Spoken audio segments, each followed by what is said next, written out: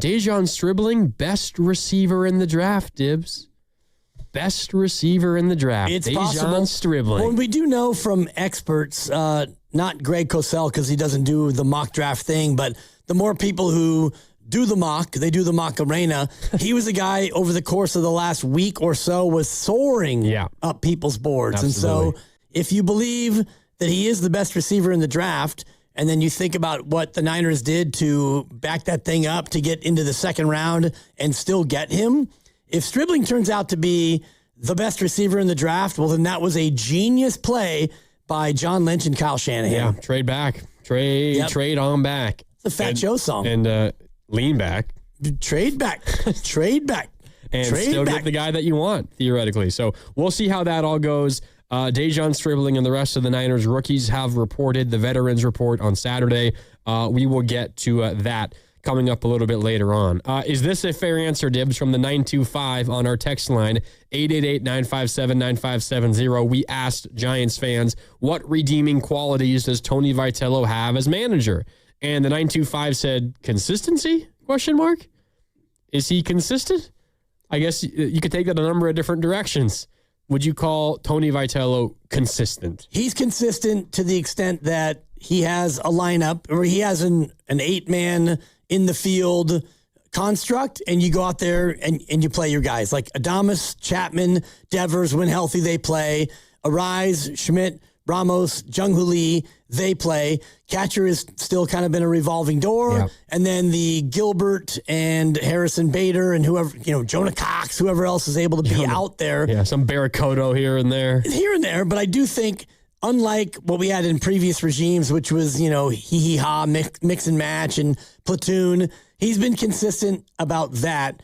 And I give him some credit, but at the same time, this roster is built to where that's the way it's going to go. Like Luis Ariz said, I want to play second, and I'll sign if I get to play second. Yep. Boom. And Adames hates to come out, and Devers, same thing. And I do think that he's had to deal with a little bit of a tough hand in terms of you've got Eldridge now. He needs to play first, but Devers really wants to play first. So how do you juggle that? And Jung-Hoo Lee, you're not really a center fielder, but the bat is hot, so you play right. And so Casey Schmidt, can you play everywhere? Yes, you can. I think that part of it, he's done well. The things that I'm critical of, though, are, the vets have not really been put in check. And at times, I think that they need to be checked. That is a really hard thing to do, though. And I know you know that. But, you're a rookie manager who has no professional experience, professional baseball experience, and you're tasked with, keeping in check veterans like Willy Adames and Rafi Devers and Matt Chapman. Not saying they're bad people. That's not what I'm saying. But veterans of that stature who have been in the league for as long as they've been in the league, who have accomplished the things they've accomplished. And if they don't like you, not reporting anything, I wouldn't be shocked if maybe there's a group in that clubhouse that aren't particularly fond of Vitello, but that's just my guess and my read from the outside. But what are you to do if you're Tony Vitello? You're fighting a losing battle. Like there's not much of anything you can really do about that. That's true. And also, it's not like you've got people who are knocking on their door. Like you don't have another shortstop who's ready to come in and be better than Willy Adames with the bat. And you could put Casey Schmidt over there and give Adames a break, but each player you have to kind of manage them in the way they need to be managed. And I always go back to what I know, which is this radio station. And we've got 6 of us who are the, quote, main hosts. And then we've got, 3 to 5 of you guys who are phenomenal, who are more of the, quote, bench players. And then we've got the other people, the Risottos, the Kens, the Cams, and all the Chase Cudich and all the rest. It's like each one of us needs to be managed in a unique way. And I was actually talking to our boss earlier, Matt Nahigian, about him and Steiny, because we were watching the YouTube in Matt's office, and Steiny's just doing what he does, which is, pontificating and kind of being that guy. And I'm laughing and shaking my head. And I looked at the boss and I'm like, you guys are kind of cut from the same cloth. And they're both kind of from the same background. How did the boss take that? He was kind of laughing, and he mostly agreed because the boss spent a lot of time in Philly and Steiny's from Pennsylvania. And so those two have a relationship that like the boss and I would never have. And so sometimes when the boss needs to give me some strong advice. He and I have kind of gotten to a spot where he knows the way that I will best receive it. And I'm not a guy that you can kind of like, yell at, and because I'm like a hothouse flower. I'm very delicate, Grandy. I did yell at you, and then you shut down on me. So for a whole 41 seconds. Yeah, it was rough. Took me a lot to come back. It was rough. Yeah. But you fought back, but now I know. Appreciate I'm not going to scream at you to shut up, but there's no promising that Risotto isn't going to hit the button. Shut up, Dibs! See, there it is. Okay, I will. Well, it's it was my name on the marquee, not yours. We have a phone call to go to, so I'll let you get through what you're going through, Dibs, and then we'll fire it we back up. We do have tissue in here. I need to grab one. After the phone call. 888-957-9570. Richie from Queens wants to join and into this conversation. What's up, Richie? Hey, guys. How are you? We've been better, Richie. We were trying to figure out this Giants theme. It's not fun. Rubeka? Oh, my goodness. Yeah, this has been a really tough year for everybody. And, in New York, the talk is Arise going to possibly to the Yankees. I don't know how they would do that because I love Arise. I think he's one of my favorite players the last few years. He's obviously a contact hitter. I know that they talk about the soft velocity at Achilles. The guy does get on base. A high average guy, which we just don't have. Contact, which we just don't have. And it's funny with Adames, you mentioned him. When you look at the numbers, there's not too many shortstops that have 18 home runs. They talk about Gunnar Henderson and Bobby Witt, who's a complete player. He has 12 homers. But when you're going to look at Arise, you're going to say, or Adames, you're going to say, maybe he's not, he hasn't had a bad year. But when you watch him every day, and just the contact and how they go. And even yesterday, guys, great. He hits a 2-out homer, tied a game. Normally, momentum might go in your favor. And a minute and a half later, they lose the game. So I don't know what direction they're going to go as far as the trade deadline. They talked about maybe Devers going to the Yankees, picking up the Giants to pick up a lot of the contract. They get rid of Devers. And we put Eldridge at first. And then Lee was questioning.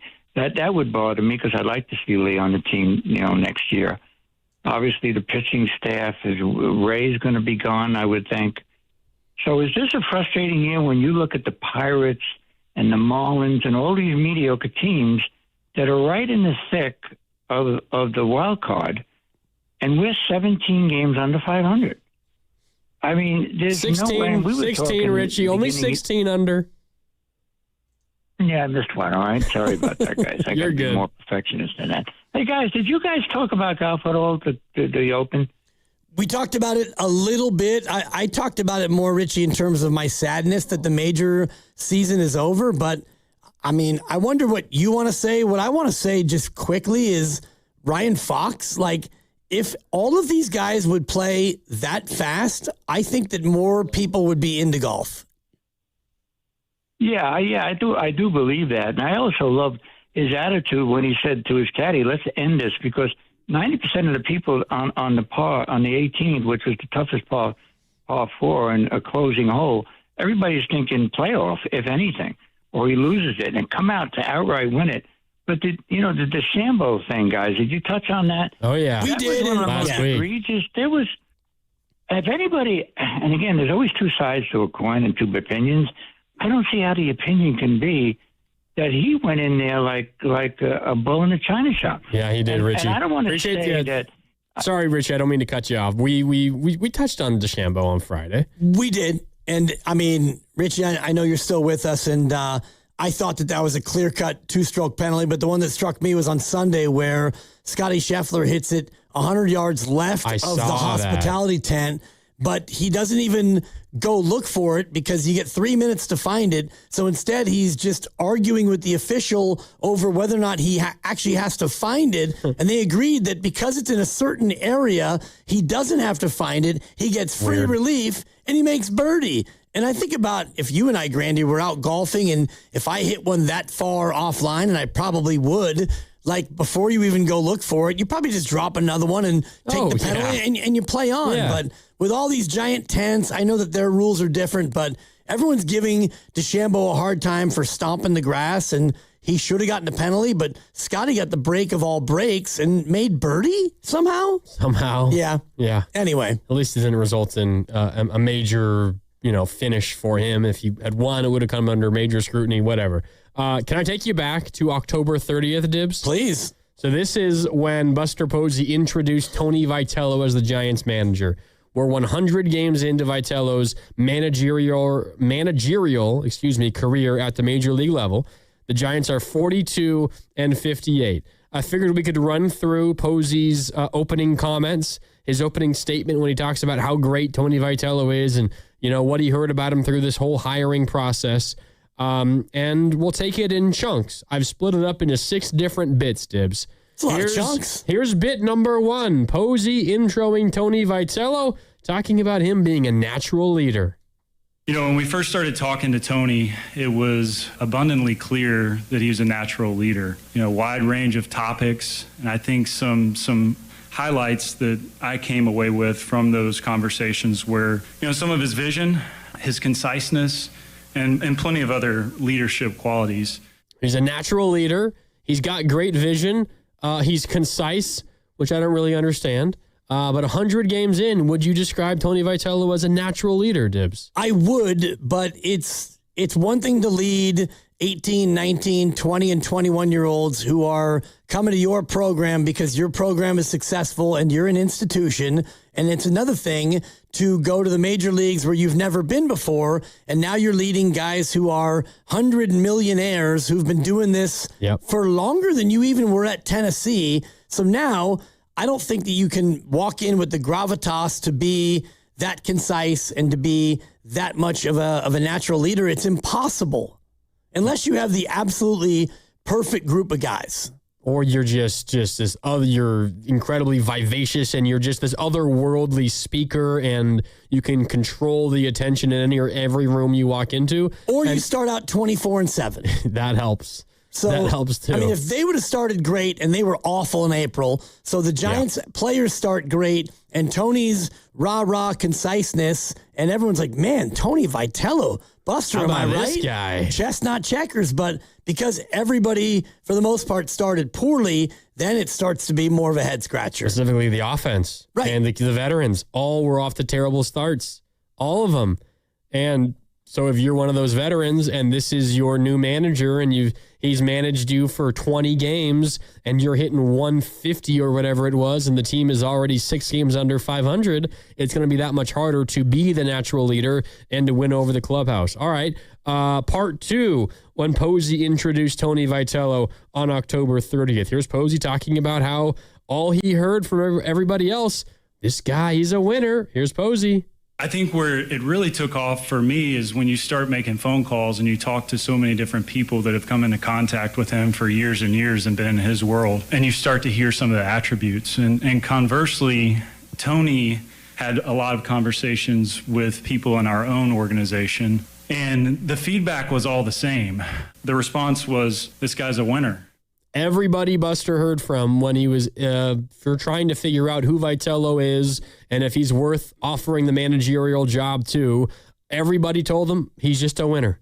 He's like Draymond Green. Everywhere he goes, he wins. We talked about that yesterday. That's who Tony Vitello is. He's a winner. This is not, of course, all on him, but through 100 games, Zibs, the Giants are 42-58. Right, and I do think that part of being a winner goes beyond your record. I think that Tony Vitello has built a great program in Tennessee, and he's somebody who is concise, he's confident, and he's unique, and he's won. So, yeah, he's a winner, but to make the leap from there to here, just because you're a winner doesn't mean that you automatically get to come here and win. And I think about Chip Kelly, and I know he was with the Eagles before, but he got the job with the 49ers, and he's somebody who was a winner at your beloved Oregon. Yeah. He was amazing at Oregon. He was amazing. And so he comes here, incredible. And he brought his smoothie program, and he brought some of his college ideas, and it didn't land well, and they went 2-14, and he was gone. So you could be a winner and then go into a spot and not win. Speaking of Chip Kelly, could you tell me what job he currently has? I know he was at UCLA, I thought. For a while as their head coach. Hasn't been there for at least a few years now. Yeah, I mean, based on my 3-year-old guess, I don't think I can tell you. 2 years ago, he was the offensive coordinator of the national champion Ohio State Buckeyes, and then last year he returned to the NFL. Do you remember what job he had in the NFL last year? Grandy, obviously I don't. Well, it's not where he currently is the point. So you don't know his current job, but you might have known last year's job. No, he's probably the offensive quality control coach for the Miami Dolphins. He was the OC for the Oakland Raiders. The who? Oh, sorry, the Vegas Raiders.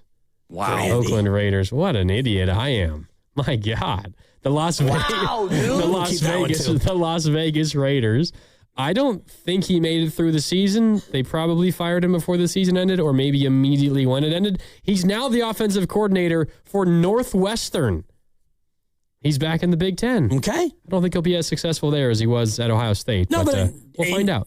For Chip Kelly, it's probably a year and then a second year. Oh, boy, that offense got really good. And then he'll get another head coaching job, and then he'll go back to the NFL and wash out and start the whole thing all over again. Yeah. Anyways, to your point, Chip Kelly was once the biggest name in coaching in football, and now he's the OC for Northwestern. So Tony Vitello, a winner, but not a winner with the San Francisco Giants. Kind of like Chip Kelly was a winner with the Oregon Ducks and hasn't really been much of a winner elsewhere. More from Buster Posey on October 30th when he introduced Tony Vitello to the Giants, all their fans, the media.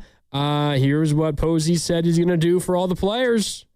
He has a vision to be great, and not just for himself, that's going to rub off on those around him. There's an expectation that he'll get the best from everybody that he comes into contact with. There's an expectation that he'll get the best out of everybody that he comes into contact with.